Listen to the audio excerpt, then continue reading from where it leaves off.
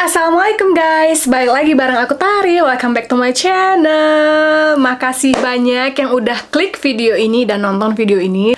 Jadi hari ini aku mau ngangkat tema tentang dating sama bule guys. Bukan rahasia umum lagi kalau misalnya cewek-cewek di Indonesia tuh suka sama bule. Suka banget sama yang namanya hidung mancung-mancung, badannya besar-besar, HM-nya besar-besar. Itu nggak salah ya guys, namanya juga selera. Sebenarnya jujur aku tuh nggak pernah mentargetkan bahwasannya aku dapat jodoh orang Jerman atau orang bule guys. Menurut aku yang mana aja, jadi yang penting tanggung jawab. Karena kalau misalnya tanggung jawab, saat dia susah pun dia bakal bertanggung jawab atas kita. Kalau misalnya kalian mau dapat jodoh bule, bukan hanya sekedar dimainin atau hanya sekedar one night stand. Tips pertama buat kalian yang sedang mencari jodoh bule. Yang pertama, kalian itu harus mengenali diri kalian sendiri dulu guys. Kalian harus tahu batasan-batasan yang tidak mau kalian lewati dan penerimaan diri kalian sendiri. Karena apa? Pacaran sama bule itu beda ya guys sama pacaran dengan orang Indonesia. Bedanya karena apa? Ya banyak, dari segi kultur aja kita udah berbeda. Kalau kita mah pacaran Sabtu Minggu doang ketemu, pulang. Kalau orang Jerman, kalau orang bule, orang manapun deh, keluarga negara asing, tuh lebih kayak ke bebas. Mohon maaf nih, kalau katanya mereka melakukan seks bebas. Nggak semuanya seperti itu, tapi kebanyakan dari mereka pasti melakukan hal tersebut, guys. Jadi, kalian harus kenali diri kalian sendiri. Kalian mau nggak melewati tahapan itu? Kalian mau nggak melalui masa-masa itu? Ngelakuin seks bebas mulu? Gimana? Kalian bisa. Setelah dirasa cocok, ada lagi namanya tahapan tinggal bareng, guys. Alias kumpul kebo. Aku minta maaf banget kalau misalnya aku harus secara belak-belakan, secara gamblang ngomongin ini. Tapi ini adalah kenyataan dan fakta yang ada. Kalau misalnya setelah seks bebas nih, oke ya, kalian menjalani hubungan setahun 2 tahun ngerasa cocok, itu bukan langsung menikah guys. Kebanyakan dari mereka itu melakukan yang namanya kumpul kebo alias tinggal bareng. Kalau kata mereka ya, menikah itu kan suatu puncak yang memang sangat-sangat sakral. Gak bisa yang namanya setelah menikah suka-suka hati kita udah cerai gitu, nggak segampang itu karena banyak hal yang harus diurus. Kata orang Jerman di sini, lebih ribet cerainya ketimbang nikahnya. Jadi mereka mengusahakan supaya jangan sampai setelah menikah kita ada kemungkinan untuk cerai. Dengan pendapat seperti ini, mereka tuh mengasumsikan tinggal bareng itu menjadi opsi yang paling tepat sebelum kita menikah. Tinggal bareng itu adalah tahapan atau fase di mana kalian benar-benar saling mengenal satu sama lain. Dari segi kebiasaan, dari segi sikap, sifat, semuanya itu keluar saat kalian dalam satu atap yang sama. Makanya mereka bilangnya kalau misalnya itu berjalan dengan baik nih tinggal barengnya, maka saat mereka menikah nanti itu bakalan gak ada masalah. Kepercayaannya sih begitu. Makanya seperti poin aku yang pertama tadi, kalian harus mengenali diri kalian sendiri. Harus tahu batasan mana yang bakalan kalian lewatin, yang bisa kalian lewatin atau yang mungkin sama sekali gak banget untuk kalian. Kalau udah tahu batasan-batasan kalian, aku jamin deh kalian tuh bakalan terhindar dari bule-bule yang sekedar mau kondo, yang maunya enak-enak doang, yang maunya indahoy-indahoy aja. Kalian pasti bisa mengenali itu karena dari awal kalian sudah menerapkan batasan-batasan tersebut. Sebagai contoh, aku bakalan kasih perkenalan aku dengan suami aku saat ini ya guys.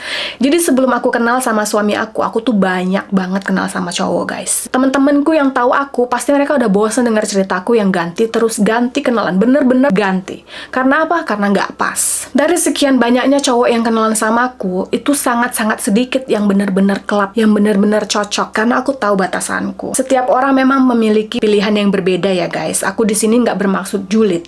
Karena setiap orang berhak memutuskan kehidupannya masing-masing kelak. Dan kalau misalnya untuk kehidupanku sendiri, aku tuh kepengennya menikah. Untuk bule-bule sendiri, mereka tuh sekarang lebih menerapkan malas menikah ya guys. Menurut mereka, menikah itu cuma secari kertas. Saat aku ngedate pertama kali sama cowok-cowok yang aku kenal itu, aku tuh langsung todong mereka dengan pertanyaan, kamu tuh laki-laki yang seperti apa sih? Apakah kamu suatu saat nanti mau bangun suatu keluarga atau enggak? Dan kebanyakan dari mereka jawab enggak. Saat mereka jawab enggak, aku udah tahu langkahku kemana. Aku bakalan mundur guys. Mundur teratur wir. Jadi aku mundur. Kenalan lagi sama orang, sampai ketemu sama yang pas. Ya ketemulah sama suamiku ini. Jadi waktu pertama kali kami ketemu, ngobrol, nyambung gitu. Terus ketemu yang ketiga kali aku langsung todong dia. Kamu gimana? Visi misi depan kamu tuh gimana? Apakah kamu seorang yang bakalan menikah? Dia bilang dia begini, menikah itu bukan sesuatu yang perlu katanya. Emang kenapa? Kalau memang menurutmu menikah itu nggak perlu, aku bakalan mundur. Aku bakalan memutuskan untuk tidak bertemu denganmu lagi. Karena di agamaku, aku melakukan pernikahan. Entah itu harus menunggu setahun, 2 tahun, 3 tahun. Aku mau, tujuanku tuh jelas. Aku mau suatu saat aku bakalan menikah dan membangun keluarga. Ya kalau memang kau mau dan aku juga mencintaimu, kenapa tidak kita jalani saja? Tapi kalau memang itu yang menjadi persyaratan untuk dekat denganmu, aku siap. Katanya gitu, guys. Ya udah, akhirnya kami jalan-jalan dan akhirnya dia ngelamar aku. Sekali lagi balik yang ke poin awal. Kalian tuh harus tegas sama diri kalian sendiri dulu yang pertama. Tegas sama batasan kalian, tegas sama apa yang kalian mau. Kalau misalnya kalian mandang, aduh dia ganteng banget, tapi akhirnya kalian terbawa arus sama dia. Dia maunya main-main doang, tapi kalian ngikutin aja. Man kan nih mention reparieren. Kalau dalam bahasa Indonesia, kalian tidak bisa memperbaiki manusia. Jadi kalau misalnya dia udah nggak mau nikah dari awalnya, memang bener-bener keras, dia nggak akan nikahin kalian. Yang ada kalian malah terbawa arus sama dia untuk ngikutin caranya dia.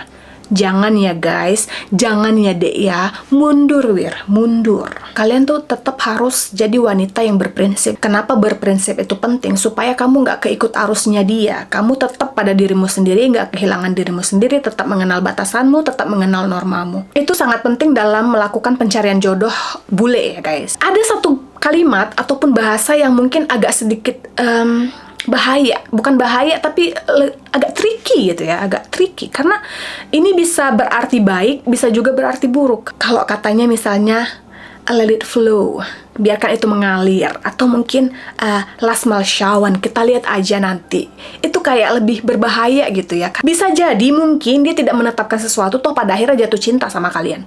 Tapi bisa jadi juga sebenarnya dia mau main-mainin kamu aja.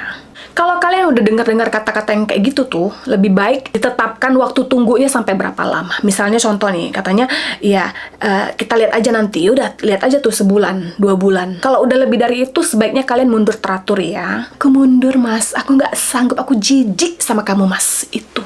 Bisa kalian tuh mundur-mundur ya. Kalau misalnya setelah 1 bulan, 2 bulan nggak ada kejelasan, setelah dia bilang lass mal schauen, kita lihat aja entar, let it flow, itu bolehlah kalian tunggu sampai 2 bulan. Tapi kalau setelah 2 bulan, 3 bulan nggak ada kejelasan, mundur teratur aja deh, udah ya, mundur. Kalau misalnya kalian mau harmonian sama pasangan bule kalian, harmonian itu apa ya bahasa Indonesianya? Kayak get along gitu sama pasangan bule kalian tanpa ada percikan api yang menjadi alasan untuk berantem. Itu kalian nggak bisa terlalu mengekspektasikan hidup kalian bakalan gimana ya, sulit sih cara bilangnya. Kan kalau misalnya di kulturnya kita tuh suami membiayai semua kebutuhan istri dari skincare, biaya rumah, belanja, dan segala macam. Suami yang cari duit jor-joran, ada yang kayak gitu, tapi nggak semua ya guys. Mungkin kalau misalnya kalian nikahnya sama kakek-kakek umur 75 tahun, boleh ya, bisa tuh yang kayak gitu. Karena dia udah pensiun kan, dia cuma mau diurusin kamu aja. Ingat ya, di garis bawahi, nggak semua pasangan-pasangan bule itu menetapkan bahwasannya kita harus bekerja juga. Ada yang bilang ya udah semuanya aku yang biayain, kalau misalnya kamu mau kerja ya kerja, enggak ya enggak. Itu kejadiannya di suami aku guys. Tapi ada juga orang yang kita kan sama-sama merintis nih, ya kamu juga sama-sama kerja, bantuin aku untuk supaya kehidupan kita tuh layak. Banyak pasangan-pasangan muda di sini yang sama-sama bekerja guys, dan mereka tuh melakukannya dengan senang hati. Yang aku lihat kebanyakan pemahaman dari perempuan-perempuan di Indonesia saat mereka mendapatkan pasangan bule, mereka tuh otomatis jadi kaya. Ini enggak ya guys ya, nggak semua bule melakukan hal itu, nggak semua bule ngasih kalian uang jor-joran seperti pasangan Indonesia. Mereka tuh lebih menanamkan kayak aku kerja, kau juga bisa kerja gitu. Tapi bukan berarti dia pelit ya guys, memang keadaannya aja nggak maksa seperti itu. Karena kan kehidupan di sini juga banyak ya kebutuhannya dan apa-apa mahal. Kalau hanya diusahakan oleh satu orang saja mungkin tidak optimal. Jadi kalau misalnya ada orang-orang di Indonesia sana yang berpikir kalau misalnya nikah sama bule itu otomatis jadi kaya raya, salah ya guys ya. Aku doain sih semoga kamu dapatnya yang kaya raya. Jadi Jangan salah persepsi, jangan salah ekspektasi. Karena kalau misalnya kalian salah ekspektasi, di awal mikirnya, ntar kalau misalnya aku nikah sama bule, aku jadi langsung kaya. Jadi itu bakalan jadi percikan berantem buat kalian. Karena apa? Ekspektasinya dari awal udah salah. Nanti kamu bilang sama dia, aku kira nikah sama kamu bisa jadi kaya, katanya makin kere, makin capek aku kerja.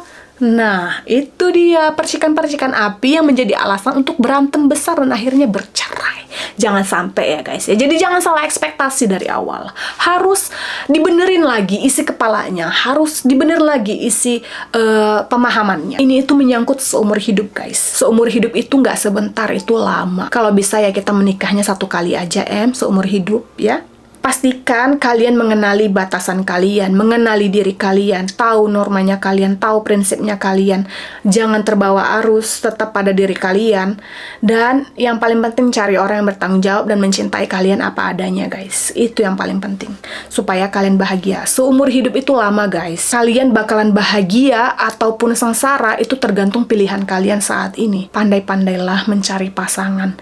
Entah itu orang lokal, entah itu internasional, semuanya sama aja ya guys. Yang paling penting adalah hatinya. Selamat berjuang, selamat mencari pencarian untuk mendapatkan jodoh bulenya. Aku doain semoga kalian menemukan kebahagiaan kalian.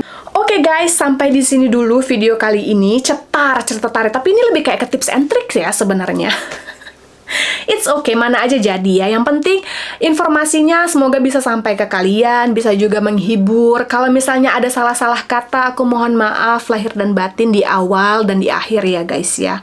Mungkin di awal ada aku lupa bilang, tapi intinya aku mohon maaf yang sebesar-besarnya kalau misalnya ada kesalahan, ada yang menyinggung, atau mungkin ada yang kontra, aku minta maaf sekali lagi. Semoga video-video aku ini bisa menambah wawasan kalian, bisa menambah hiburan kalian di rumah ya. Lumayan ada yang nemenin cuap-cuap Bagi yang belum subscribe, jangan lupa subscribe dong guys. Kalian nonton-nonton gak subscribe dosa loh. Tuh subscribe, like, dan share kan lumayan ya, bikin aku semangat gitu untuk bikin video selanjutnya.